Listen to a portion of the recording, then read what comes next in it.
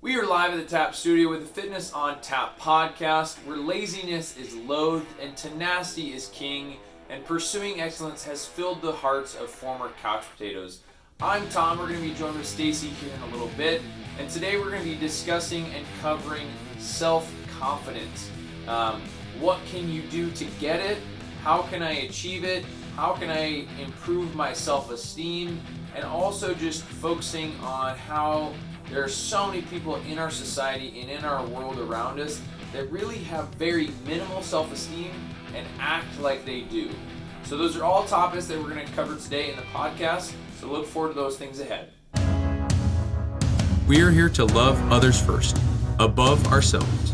We find joy in honing and sharpening ourselves in all aspects of life. Our nutrition, fitness, mindset, and habits. In order to show with actions, not just words, our utmost respect, love, and devotion. We are the blade, the tool used to help others without fail.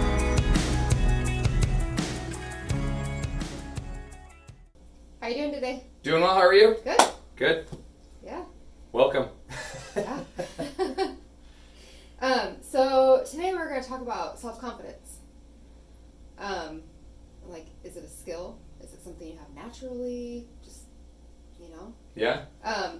So what is self-confidence? I would say self-confidence is knowing your ability and being able to follow through. Would that be a Sure. good way to explain it? How would you explain it? I feel like it's just, I hate using the word confidence in a definition, but knowing you can do something well and being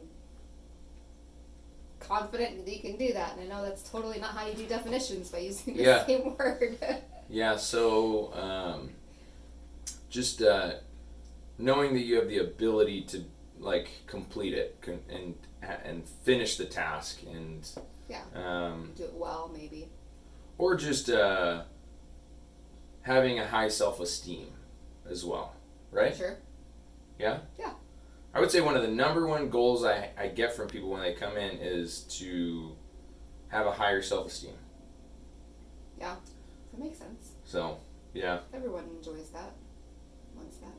Yeah, I actually just met with a buddy yesterday and he was talking about how he's like, oh yeah, I'm not confident to take my shirt off.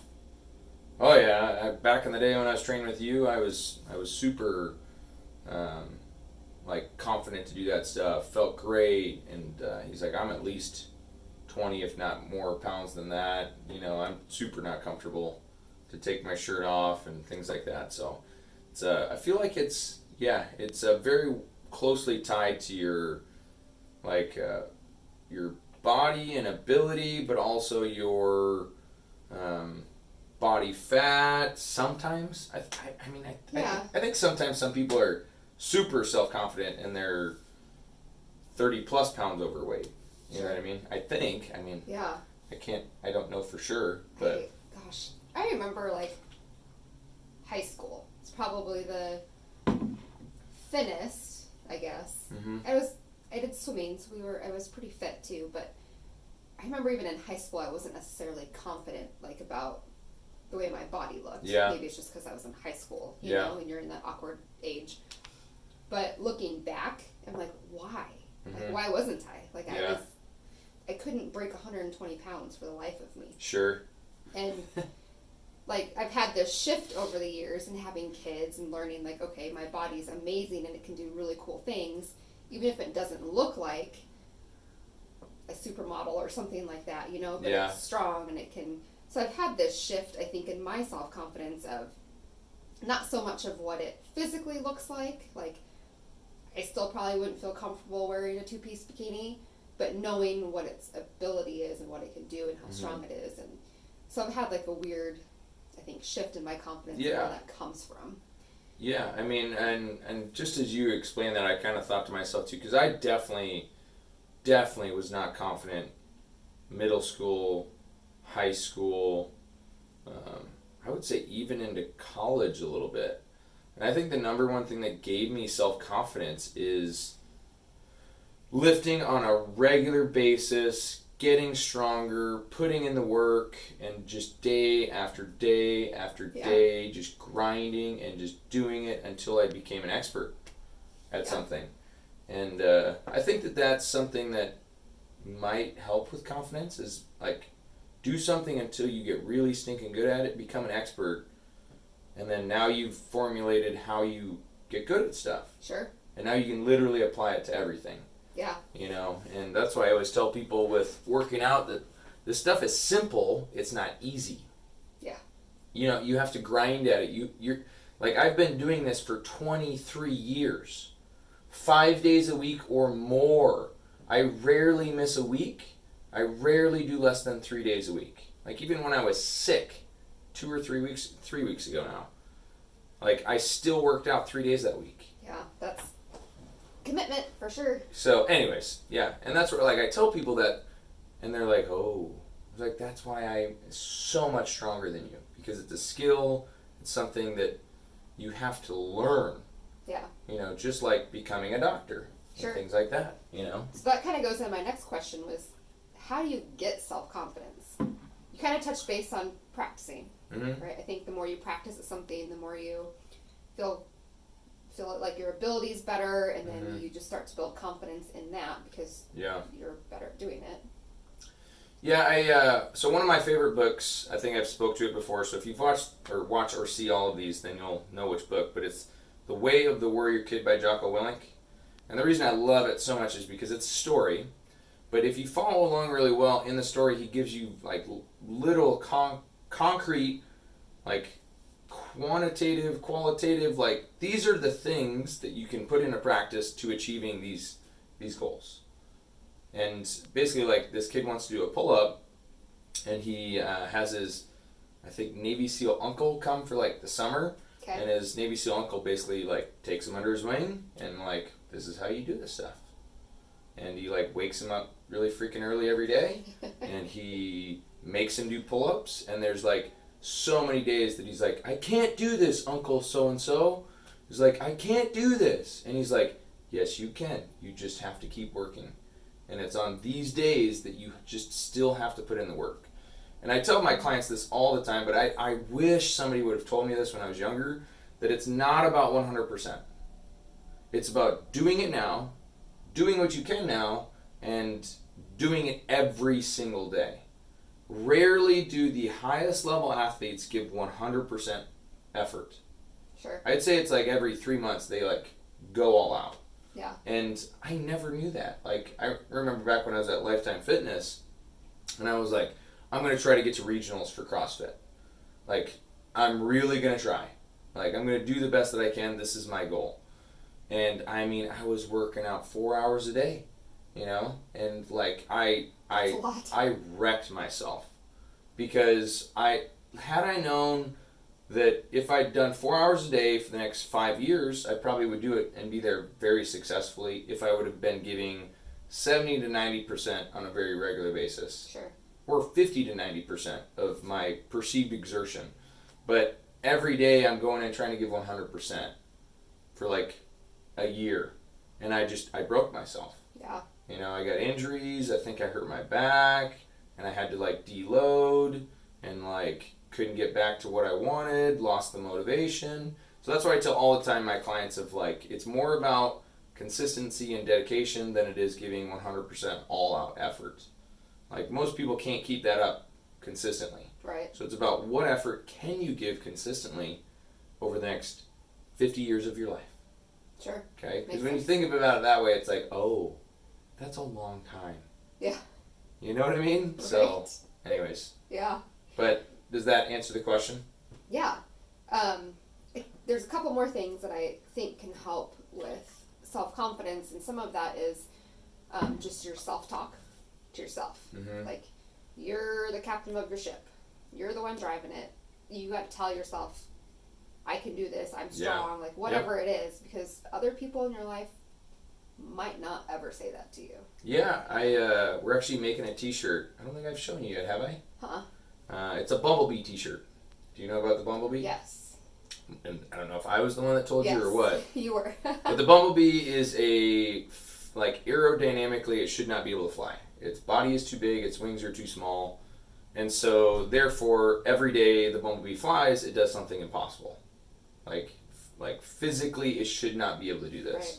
And so that's why I tell my clients, when they're struggling with things, they think they can't do something, I tell them that story and I'm like, be the bumblebee. Because a lot of people aren't gonna think you can do it. Yeah. You're not gonna think you can do it. Literally every time you're in here, you're gonna have an inner devil inside you that's saying, what are you doing this for? Right. You're stupid. You're too old. You're too fat. And that, just so we're clear, that's you. That's your brain. And that's the lazy, I like to refer to it as the fat kid in your body.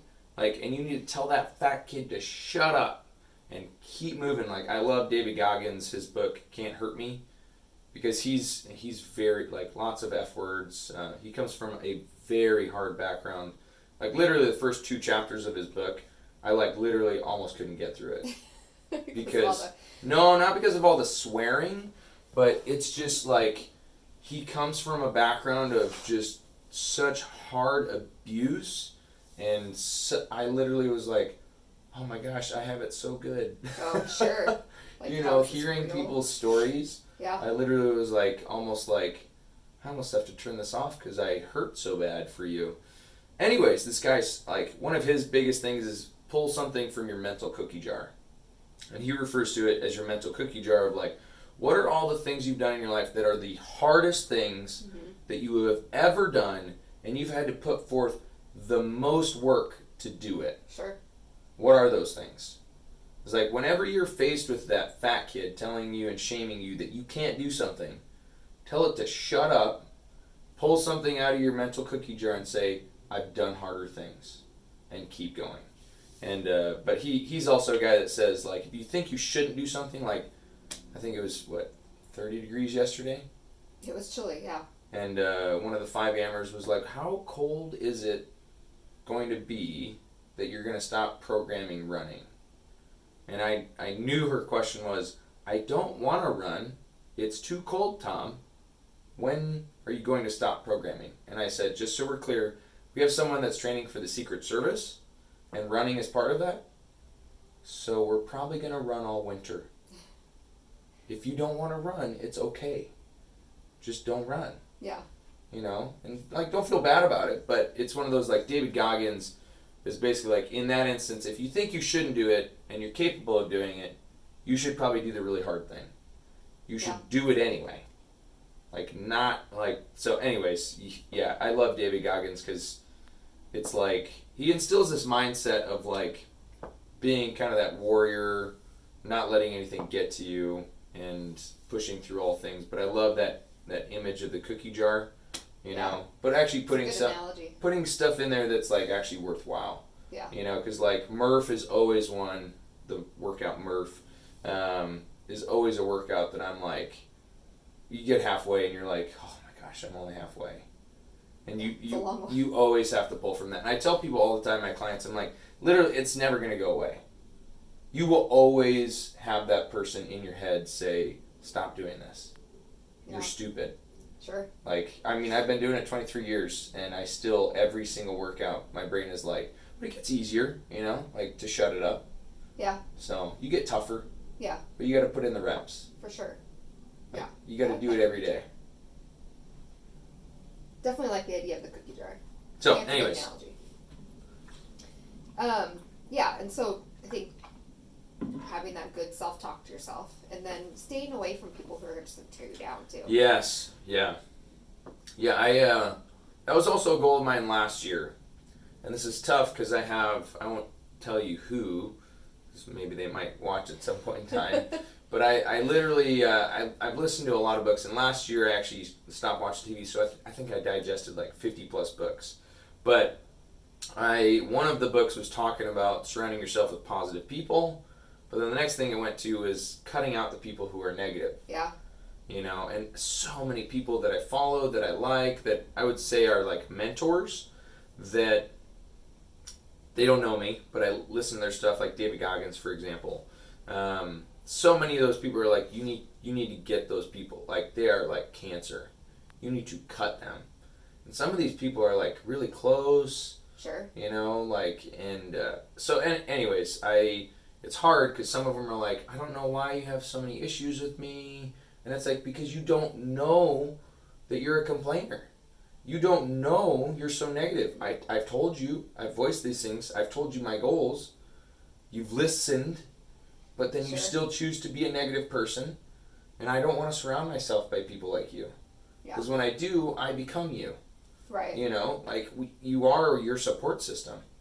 You know, so that I really wholeheartedly believe that, like, if I wanted to become a world-class, let's say, Olympic lifter, I probably need to go and find a world-class Olympic lifter and shadow them, or somebody who's coached it. Yeah. And like mentor or like mentee under them, like do an apprenticeship, an internship, and like you need to find those people. Yeah.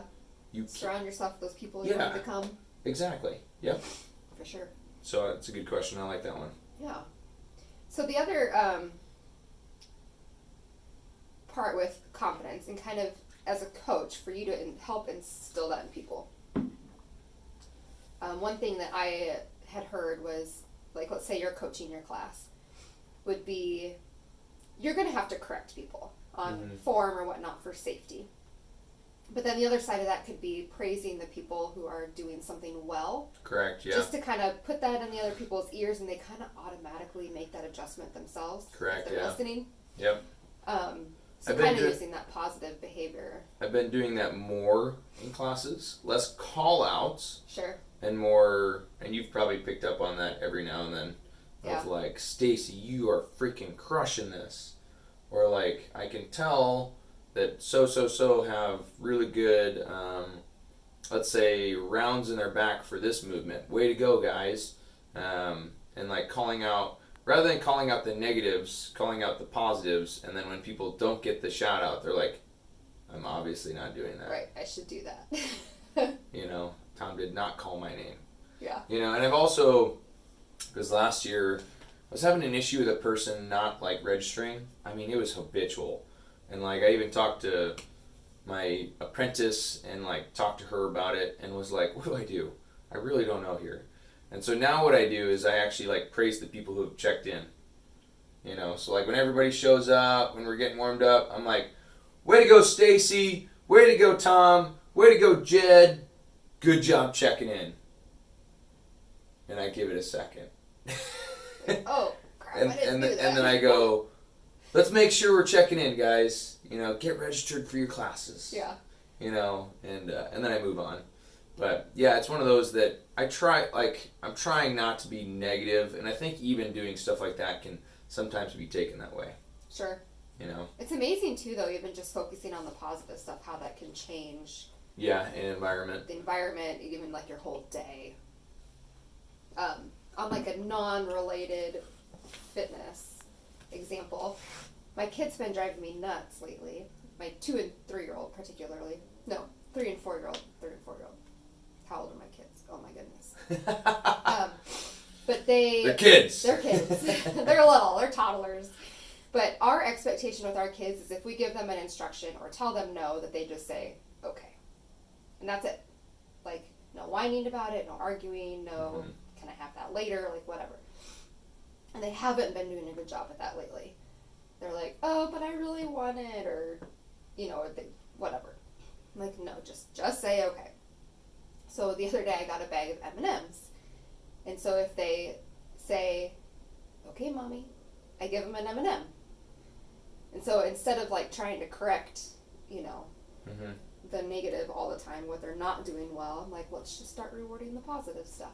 Yeah. So now we're driving in the car, and I'm not even talking to my children. They're just going back. They're going, okay, Mommy. Okay, Mommy. Okay, Mommy. Can I get an M&M? You've trained it so well. It is funny because I felt like I was slipping to, not exercise related, I felt like I was slipping into yelling at my dogs and like getting angry because like we have a bulldog that's like, I mean, he's 13 or 14. Sure. Freaking old for a bulldog.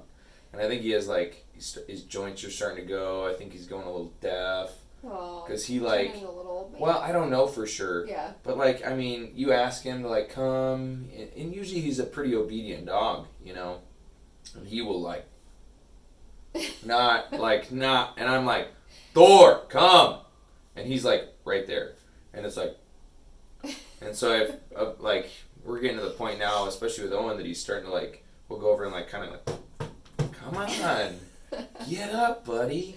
But I was like, I need to stop doing stuff like that. You know, I need to like get out a treat and like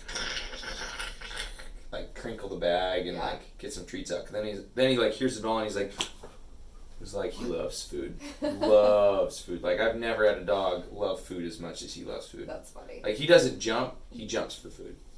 That's funny. Like he's got literally his hips are this big, his waist is this big, and then his chest is this big. Like it's ridiculous how bulldogs are made. So his back legs are they literally can't support him at all. Like they're like little twigs. That's funny. It's like what most men want to be like in our society. Like they want to have this gigantic upper body and like twig legs. You know. So anyways, yep, yeah. Yeah, that's what triggered me getting M&Ms with my kids. So I felt like I was starting to yell at them a lot. Yeah. I was like, oh, I don't like this. I don't like who I am. I don't like yelling at my kids. And so yeah, it's good to be self-reflective, right? Got M&Ms, and that's been working really well. Yeah. But, yeah. Any other thoughts on self-confidence? I would say the biggest thing that, you know, if we're done question-wise that I'd like to say would be that I think everyone struggles with it. Oh, for sure. And that's the other thing that I wish that somebody would have told me when I was younger, that no one is confident in everything. Oh, absolutely. And a lot of times people are showing you an ego, a narcissistic personality, and they're faking it. So that's the other thing too, that to realize that a lot of times when you're in a social setting, when you're with others and you are idolizing someone else or wishing that you were someone else and seeing them and the traits that they have, a lot of times they're fake. Sure. You know, so like don't want to like embody that, but also at the same time get like looking back at kind of that cookie jar and like looking back at your self-worth and knowing what you've done to instill at least some confidence. And this is what I like to do with everybody who works out here is even if you're only 10% of a hungry person, meaning you like to really like get after it and like you'll do extra work, you'll do extra stuff, and even if I don't ask you to, you're going to do the extra stuff. Mm-hmm. Even if you only have 10% of that, you need to feed that 10%. Sure. Even if 90% of the time you are the laziest pile of crap in the entire effing world. You know, like, we need to feed the 10%. And this is, I think comes from Zig Ziglar, where he's like, you have patience. We need to foster that. Stop paying attention to that you're impatient. Yeah. And foster the patience. Like, tell yourself you're a patient person, and like, because what you focus on is what you're going to do. Right. And what you are and who you're going to be. And a good example of that is like, first time you buy a car, you're like, oh, this is sweet, yes. I got a Honda Mintman. I've wanted this forever. No one says that ever. But unless you're a mom. It's kind of a dream car. Anyways, yeah, Kaylee wants one too. A minivan anyway. But anyways, you buy it, and then after you buy it, you're like, holy crap, they're literally everywhere. Yeah. So it's not until you focus on it, and there's a certain word that's associated with this. I can't remember what the word is, but it's basically like when you focus on something over time, it's kind of like your name. That if there's a crowd of people talking and somebody says your name, like whispers your name, mm-hmm. you pick it out. Sure. But you literally can't make out any of the other conversations. You know, so learning to focus your mind on telling yourself and focusing on what you need to, or what you want to get better at. And whether, I guarantee everybody wants to be more self-confident. Yeah. If you don't, then you're probably not watching something like this. You're probably doing other stuff. Watching TV 24/7, playing video games. I don't know. Yeah. So I would say though, everyone wants to be more self-confident. It's just whether or not they want to put in the work for it, I guess. well, and also acknowledge it too, because I think a lot of people are like, yeah, I'd love that. I can't tell you the amount of times I've met with people, and they've told me like all these things they want to accomplish, all these things that they want, and they're definitely like dreams. Mm-hmm. They're very much dreams, and I'm like, those are awesome dreams, and they like they're not goals. Sure. So. Yeah. Anyways. I think some of that self-confidence too that you were talking about, like we compare ourselves to other people all the time, and that's a whole nother negative thing, I guess, that we do. Yeah. Because not everyone's 100% confident and perfect. Yeah. Cool. Yeah, We'll close it there. Thanks for tuning in, guys. Have a good rest of your day.